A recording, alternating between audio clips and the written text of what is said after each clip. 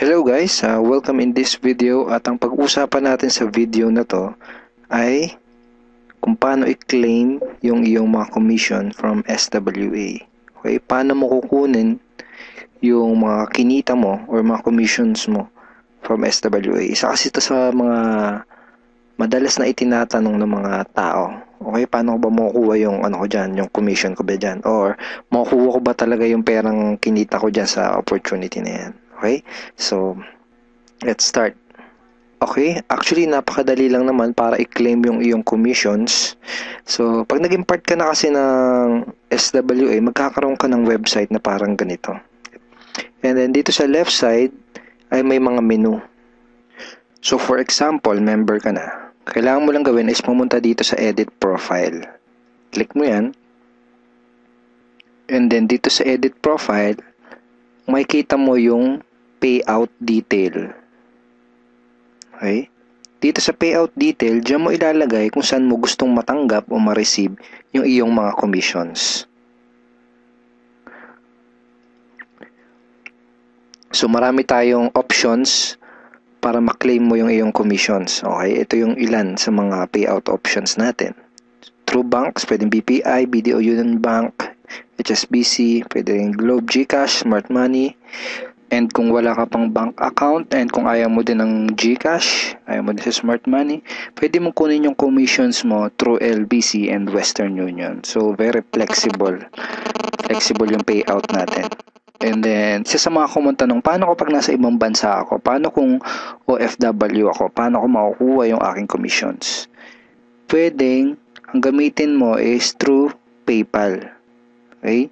So, free lang naman ng mag-register sa PayPal. Gagawa ka lang ng account dyan. And bali ang mangyayari is SWA will send your commission doon sa PayPal account na gagawin mo.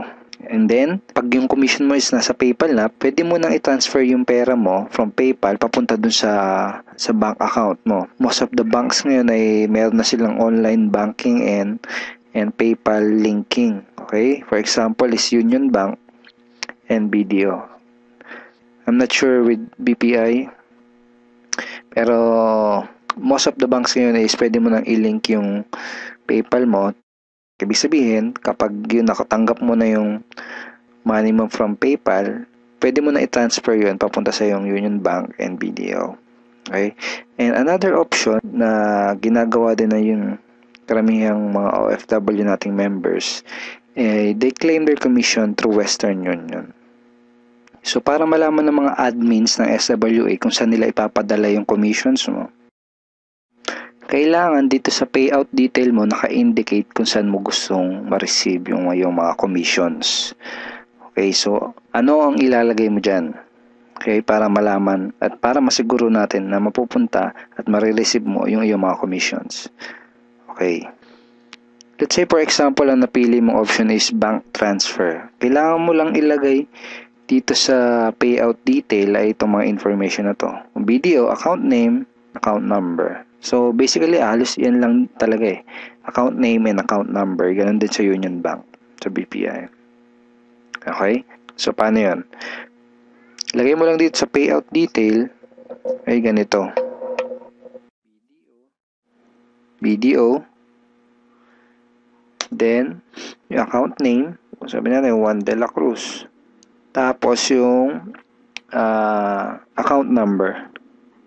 So, I think 9 digit pag sa BDO. So, pag BPI naman, ganun din, lagay mo BPI, yung account name, and then yung account number, kung ano man yun. Okay? So, ganun lang siya. So, ganun din sa Union Bank.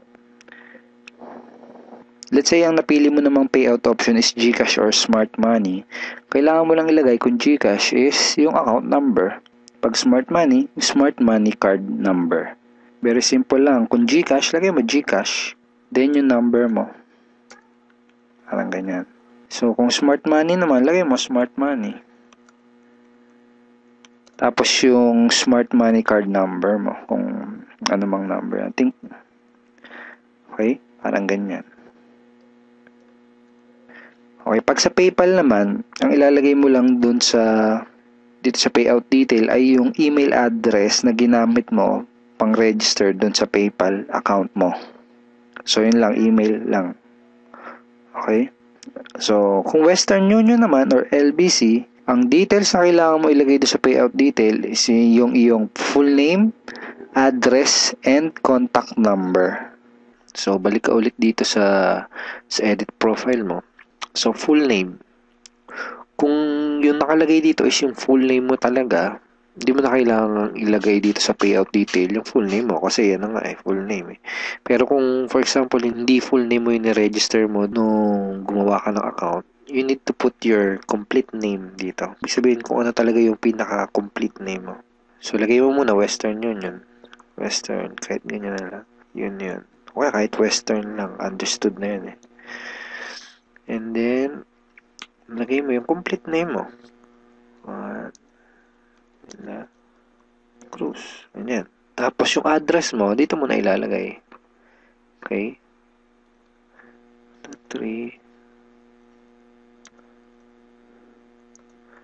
Sabay natin kaya. Ganyan. Tapos yung number mo, dito na lang din. Sabihin natin ganyan. Okay? So, yan.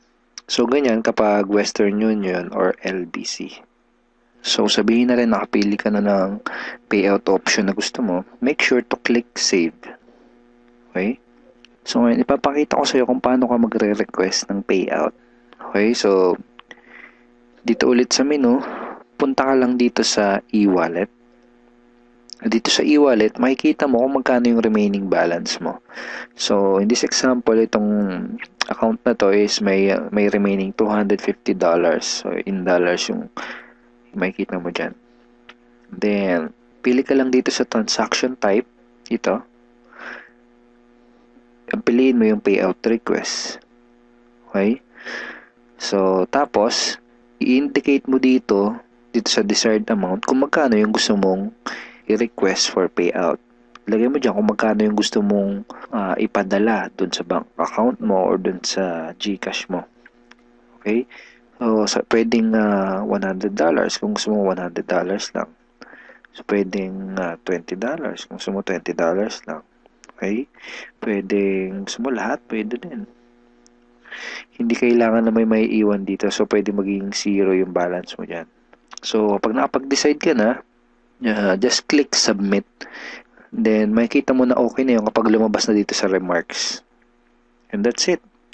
Marireceive na ng admin yung request mo. Then, matatanggap mo na yung yung commissions mo.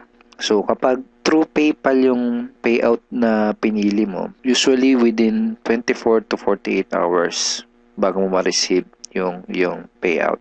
Kapag money transfer naman, kapag through bank, up to 5 working days bago mo matanggap. So, in my personal experience, every time na magre-request ako, sa pangatlong araw, nare-receive ko na kaagad. Pero, yan, up to 5 days na talaga makukuha mo na at matatanggap mo na yung iyong commission. Pag GCash and Smart Money naman, medyo mas mabilis. Okay? So, thank you so much for watching this video. This is Edward Reformina. And kung hindi ka pa part ng Team Unstoppable Internet Entrepreneurs, at kung hindi ka pa part ng SWA, I'm personally inviting you to become part of this team and this online opportunity now. Kontakin mo kaagad yung taong nag-introduce sa'yo ng business na to. Because me personally and the rest of the team is very willing to help and guide you in this opportunity. We are very willing to help you get the result na gusto mong makuha. Okay? We will help you, we will guide you na ma-achieve mo yung mga goals na gusto mo.